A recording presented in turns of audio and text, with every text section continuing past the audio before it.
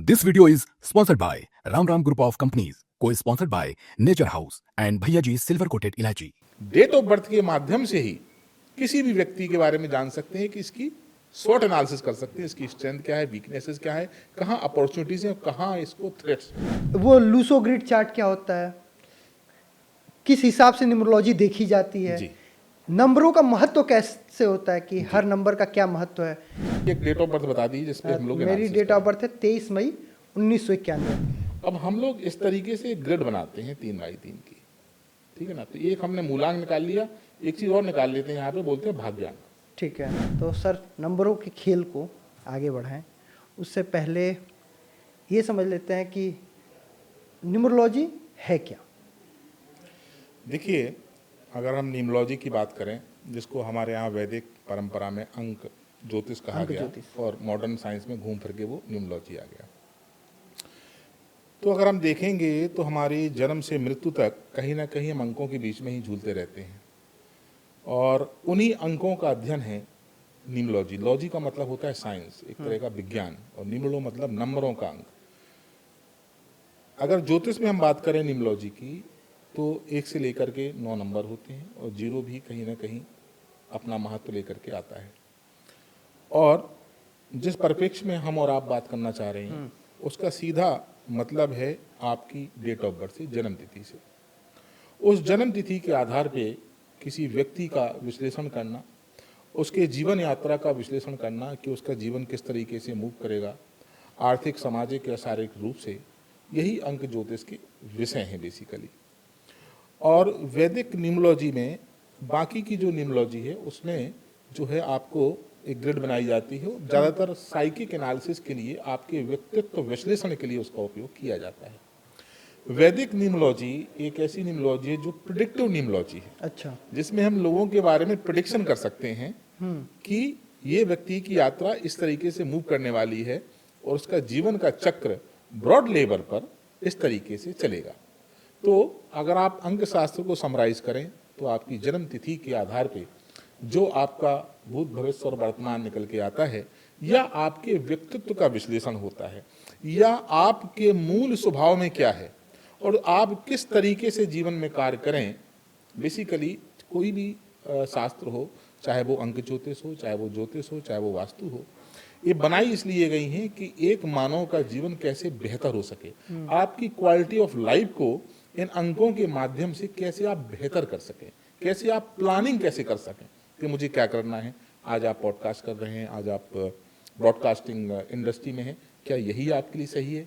यही सही है तो इसमें और क्या बेहतर कर सकें, क्या आपकी वीकनेसेस हो सकती हैं, क्या आपकी स्ट्रेंथ हो सकती हैं। तो आप डेट ऑफ बर्थ के माध्यम से ही किसी भी व्यक्ति के बारे में जान सकते हैं कि इसकी स्वॉट एनालिसिस कर सकते हैं, इसकी स्ट्रेंथ क्या है, वीकनेसेस क्या है, कहाँ अपॉर्चुनिटीज हैं, कहाँ इसको थ्रेट्स है। अच्छा, तो हम ये तो बेनिफिट और वो हो गया। तो अब हम सीधे आते हैं अपने मेन टॉपिक पे, न्यूमरोलॉजी। तो न्यूमरोलॉजी, वो लूसो ग्रिड चार्ट क्या होता है, किस हिसाब से न्यूमरोलॉजी देखी जाती है, जी। नंबरों का महत्व कैसे होता है कि हर नंबर का क्या महत्व है, जी। क्या, पहले ये, उसके बाद मेरे पास जिज्ञासाएं बहुत है, मैं सवाल लगातार जी, पूछता हूँ। तो पहले लूसो ग्रिड से शुरू करते हैं। मैं लूसो ग्रिड का उपयोग नहीं करता हूँ। अच्छा। मैं वैदिक ग्रिड का उपयोग वैदिक ग्रिड के बारे ठीक है में। ना। तो मैं जिसका उपयोग करता हूँ उसी की बात ठीक करूंगा। है। दूसरे क्या करते हैं हाँ। ना, उसके बारे में अपन चर्चा करेंगे ना, बात करेंगे। अच्छा, लेकिन एक बात और है, हम उस पे आए मेन टॉपिक पे, तो एक और जिज्ञासा शांत कर लेता हूँ। जी। जैसे जो लूसो ग्रिड होता है, वो एक कैरेक्टर होता है कि राजयोग है, सेकंड टाइप राजयोग है, आप इमोशनल है, उससे ज़्यादा कुछ नहीं बताता है। जी। वैदिक न्यूमरोलॉजी क्या क्या अधिक बताता है? वैदिक न्यूमरोलॉजी आपको वो योग बता देगी आपके बारे में, जैसे हम कुंडली में सुनते आए हैं कि सपोज किसी के में सूर्य और मंगल साथ में है, या किसी के गुरु और राहु चंडाल योग है, फलाना योग है, ढिमाका, काल सर्प योग है, ये फलाना, सब। ढिमाका। हाँ। लेकिन जो वैदिक न्यूमरोलॉजी में अंकों के योग हैं वो 100% काम करते हैं। अच्छा। मैं आपको ग्रेड बना के दिखाऊंगा, और आपके जो दर्शक जितने भी लोग इसको देखेंगे वो अपनी डेट ऑफ बर्थ लिखें, अपने जानने वालों की डेट ऑफ बर्थ लिखें, और उस ग्रेड में वो योग बन रहे होंगे तो वो व्यक्ति वैसा होगा, उसके जीवन में वो घटनाएं घटित होंगी, इतना पावरफुल है वो। तो चलिए हम लोग अपने मेन टॉपिक पे आते हैं, ग्रिड बनाना। फिर जी, मैं आपको पहले शुरुआत करते हैं हम लोग, ठीक है। कि हम लोग किसी को डेट ऑफ बर्थ को देखना है तो कैसे देखें और कौन कौन से अंकों को देखना चाहिए, ठीक है। ठीक है ना। तो मैं आपकी या किसी की एक डेट ऑफ बर्थ बता दीजिए जिसपे हम लोग मेरी analysis डेट ऑफ करें। बर्थ है 23 मई 1991। दर्शकों को पता भी चल जाएगा कि चलिए 1991 23 मई 1991। 1991, हाँ ठीक है ना, 23 मई 1991। जी। अब हमारा मूलांक क्या होता है, जो हमारी डेट ऑफ बर्थ होती है, जैसे आपकी 23 डेट ऑफ बर्थ है, ठीक है ना, इसको हम ऐड करते हैं 2 + 3 = 5। ठीक है। तो ये 5 नंबर आपका क्या हो गया, ये हो गया आपका मूलांक। मूलांक बोलते हैं या इसको बेसिक नंबर बोलते हैं हम लोग, मूलांक बोलते हैं। ठीक हम लोग है। ड्राइवर कंडक्टर नहीं बोलते हैं, कोई बस नहीं चला रहे हैं किसी का दिया हुआ है। तो आपके मूल में जो है वो 5 नंबर, ठीक है। ठीक है ना। अब हम लोग इस तरीके से ग्रिड बनाते हैं 3x3 की, ठीक है ना। तो एक हमने मूलांक निकाल लिया, एक चीज और निकाल लेते हैं, यहाँ पे बोलते हैं भाग्यांक। ठीक है। भाग्यांक क्या होता है कि हम सारे अंकों का टोटल कर देंगे, जैसे कि 2 + 3 + 5 + 1 + 9 9 + 9 + 1, + 1 2 + 3 5 5 10 10 11 11 9 20 20 20 29 30। 30, ठीक है, यही हो गया, जी ये हो गया 30। तो इसको फर्दर हम ऐड करेंगे 3 + 0, जी। ये हो जाएगा 3। तो आपका भाग्यांक क्या हो गया, 3 3 हो गया, और मूलांक क्या हो गया, 5। 5। ये 2 नंबर में याद रखना। अब हम कोई भी ग्रिड बनाते हैं तो एक लिखने का तरीका है। पहला नंबर यहाँ पे आता है 3, यहाँ पे आता है 1, यहाँ पे आता है 9, ठीक है। यहाँ पे आएगा 6, यहाँ पे आएगा 7, यहाँ पे आएगा 5, यहाँ पे आएगा 2, यहाँ पे आएगा 8, यहाँ पे आएगा 4। ये आप कह लीजिए कि न्यूमरोलॉजी की ये कुंडली उसका बनाने का ये उसका तरीका घर है। घर है। इस तरह से हमें लिखना है, ठीक है। जितने बार भी 3 आएगा हम यही लिखेंगे, ठीक है। तो अब मैं आपकी ग्रिड बनाने का हाँ। बताता हूं कि कैसे आपको ग्रिड बनाना है, कौन कौन से नंबर लेना है।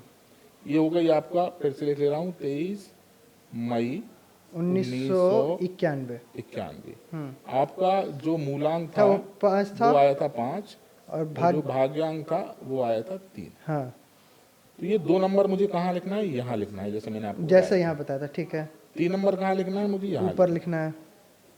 फिर आया 2 और 3, मूलांक कितना था, 5 आया 5। था, तो 5 मुझे कहाँ लिखना है, यहाँ लिखना है। ठीक है। फिर एक 5 और आया तो फिर मैं लिख लूंगा यहाँ। अब ध्यान देने वाली बात यह है कि इस ग्रिड में मुझे ये जो सदी के नंबर है 19, ये नहीं लिखना है। अच्छा। इसका उपयोग सिर्फ मैंने भाग्यांक निकालने में जब जोड़ा था तब किया था, इसके अलावा इसका यूज नहीं नहीं होता। करना है। लेकिन ये 9 1 है, इसका हम यूज करेंगे। तो ये 9 आ जाएगा यहाँ पे और 1 आ जाएगा यहाँ पे। ये आपका साहब, ये आपकी कुंडली तैयार हो गई, और एक 3 नंबर भाग जो आपका भाग्यांक था ये और आ जाएगा, ठीक है ना। तो ये आपकी होगी कुंडली तैयार। अब इसके आधार पे बनेंगे योग, अच्छा। ठीक है ना। ठीक है। अच्छा, अब महत्वपूर्ण क्या है, अब सपोज मुझे आपका, बाकी के दर्शक भी इसको समझ लेंगे कि किस तरीके से आपके, देखिए आदमी के अंदर सब कुछ मिक्स होता है, सतोदिन, सत, तमस और रज, ये सब में होता है। दुर्गा आप देवी भागवत पुराण पढ़ेंगे तो भगवती कहती हैं कि ऐसा कोई प्राणी ही नहीं है, देवता ही नहीं है जिसके अंदर सत, तमस और रज ना हो। वो भगवान राम थे, लेकिन अगर तमस नहीं होता तो रावण का संहार नहीं कर सकते थे। अगर रजस नहीं होता तो राजा कैसे बनते, और सत नहीं होता तो साधना कैसे करते हो, इतने शिखर पे कैसे जाते। तो हर व्यक्ति में सत, तमस, रज तो होता ही है। अब कौन कितना प्रभावी है ये वाली हाँ, बात। कभी हमारा तमस टेक ओवर कर लेता है, कभी रजस टेक ओवर कर लेता है। ये नंबरों का गेम है कि किसके अंदर थोड़ा सा परसेंटेज किस टाइम पे ज्यादा होगा, क्योंकि ये तो आपका मूल स्वभाव है।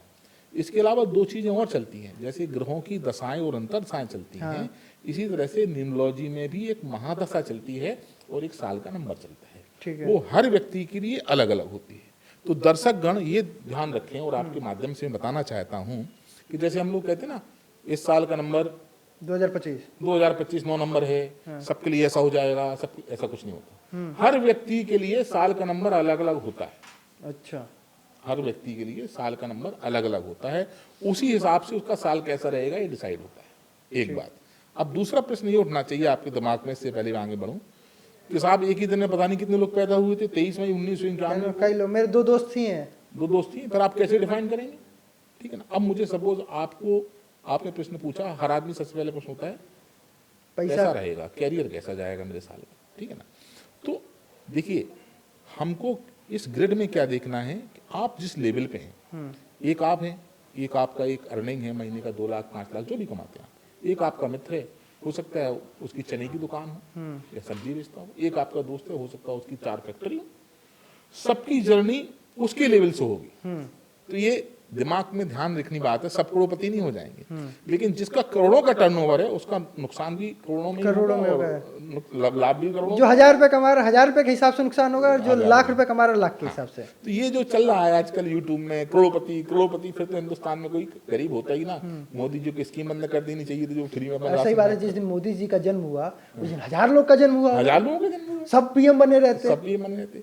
तो हम लोगों को ये ध्यान रखना है कि हम लोगों को गुमराह होने से बचना है, ठीक है ना, कि ये नहीं करोड़पति बन जाए। अदरवाइज सरकार कहती है भाई सब लोग अपने अपने घर में ये रख लो, ये वाली माला पहन लो, सब करोड़पति हो जाएंगे, राशन बांटने की जरूरत क्या है। कितना आसान है। मोदी जी एक दिन टीवी में आते या कोई भी प्रधानमंत्री होता वो टीवी में आता, ये कहता कि आज से आप लोग 250 ग्राम धनिया अपने घर के नॉर्थ ईस्ट में रखिए, सब करोड़पति हो जाएंगे। कितना पैसा बच जाता है हिंदुस्तान की सरकार का। तो ऐसा नहीं होता।